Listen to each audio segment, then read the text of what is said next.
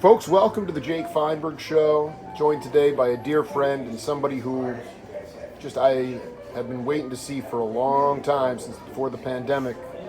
Clay Finch, welcome back to the Jake Feinberg Show. So good to see you, Jake. Can you talk about your concept of the blues, and have you been, you talked a little bit about getting your hopes up and maybe sort of just keeping things at a more of a stable place because of the uncertainty of COVID. But do you feel like you've been living the blues a little bit during this time? You know, I I think everybody has a different style, and not one or the other is correct. But for me, I think rather than sort of meditate on the darker side of reality, which you could say like playing blues music could be, which is rad. But for me, I feel like over the last couple of years, I was not doing that, but choosing to find sort of like other music, if you will, in my life. This is the question. This music. is the question. Yeah. We just lost a great organ player, Dr. Lonnie Smith. I got to get you some of those records, Blue Note records. He said, "Play your life." Yeah. Play your life. Do you find that when you do play live, Biker in. do you feel like you're authentically playing your life? If you have a bad day, you try to express that on the bandstand. How far are you in your expression of your everyday life and your playing? Yeah, I think so. I mean, I think it's unavoidable.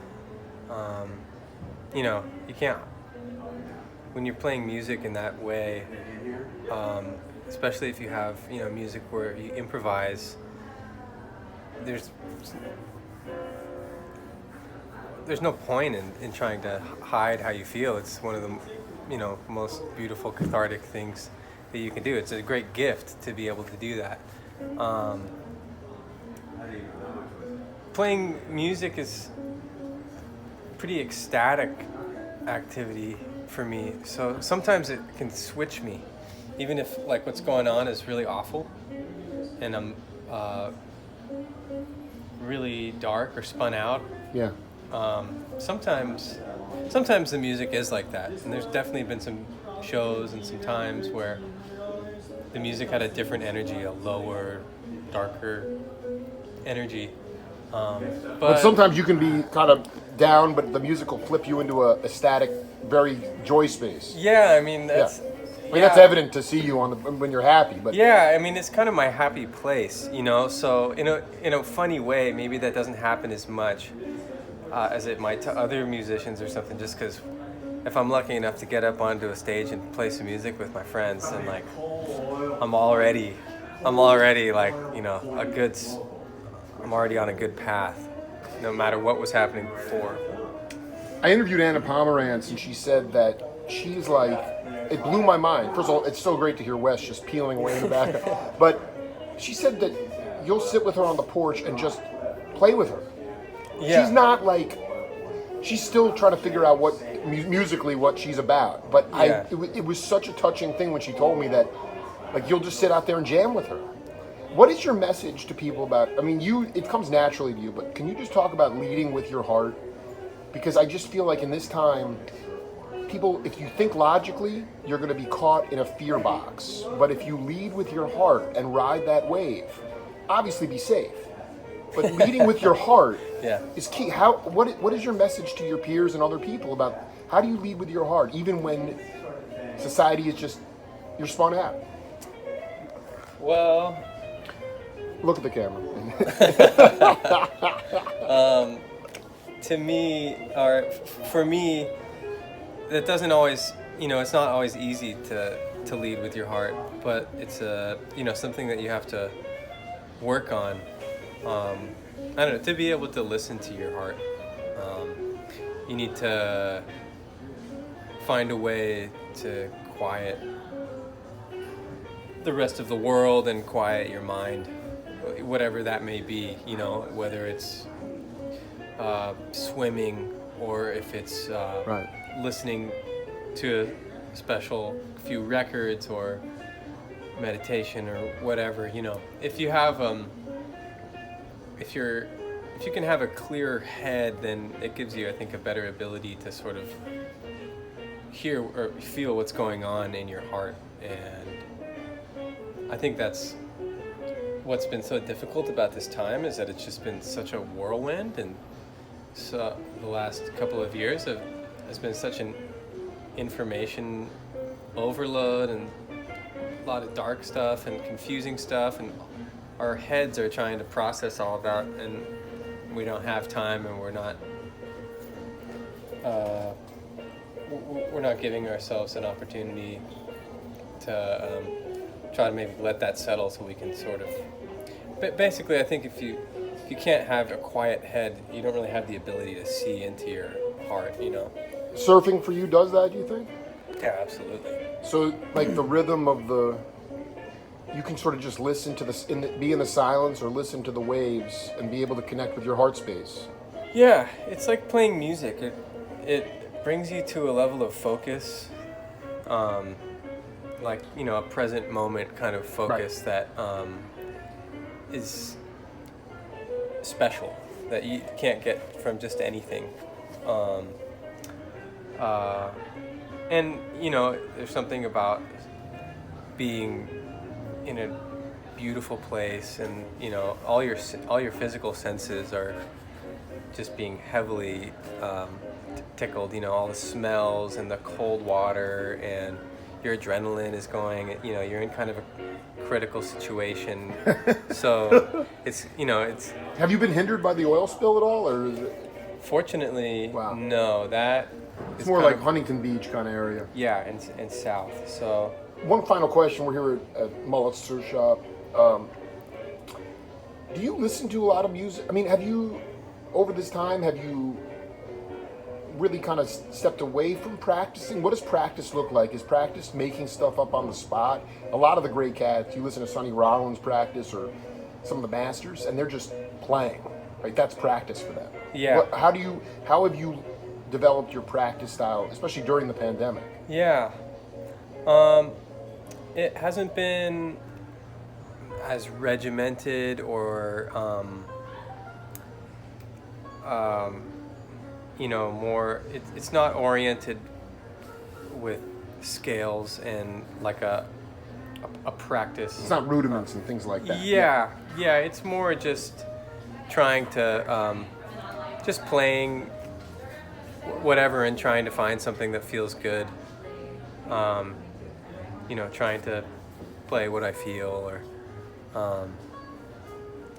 and listening. Lots of, you know, just as live music has been less on the forefront, just finding other ways to tap into the same spiritual, you know, musical, same stuff, you know, whether it be in the ocean or listening to music or reading or, you know, hiking or just breathing, you know, being in a, you know, just like, yeah, you know the stuff we're talking about, just trying to scratch at the... No, but give me the audience, I want the audience to be hip. You know, I mean, at the end of the day, Clay Finch, you are a very important figure in modern music, and because of who you are, and I'm not trying to put any pressure on you, but what do you look forward to the most in the coming months?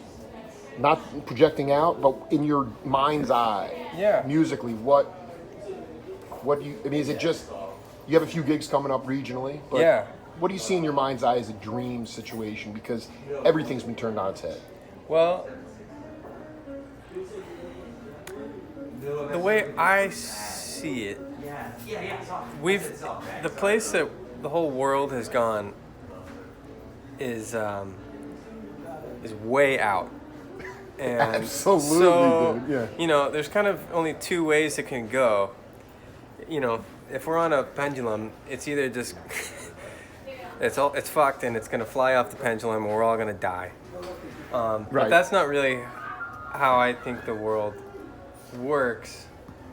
I mean, if it is, well, I'll see you in hell, Okay, let's Jake, but pretend that that's not an option. I don't think- I don't think- Yeah, let's bring it back to the heart space. Yeah. what I do think is going to happen, which is actually kind of exciting in Yeah. a crazy way, Yeah. is that we've gone so far out into this crazy place that, you know, it only seems natural that we're going to swing harder than ever into a really wonderful time. You know, in the past, all of the kind of gilded eras, all the sort of, you know, wonderful times that we all celebrate in art and in music and in culture, all of them, without any exceptions, came swinging out of a really Preceded by a very dark time, right? Yeah, exactly. I dig, man. So, But you think in this lifetime, we will reap the benefits of a more peaceful world, and it will be led by vibration, music, and riding that wave. yeah, I think so. I know you're not a prophet. I think Yeah. I think You're not the only one that feels. I'm telling I think you. we're all. I think we're smart enough, and I think we all know that we can do it, and I think that's really exciting. So, you know, I have a lot of hope that, I mean, just on the very simple, practical level, people going to shows now after not going to a show for 2 years, if it wasn't already before, it's an ecstatic, you know, it's a deeply. I'm even more over the top than ever before. I haven't been to a show with you yet, and I can only imagine. Dude, the hell that's girls gonna- were. I mean, it was. But yeah, so I think. you know, that's exciting.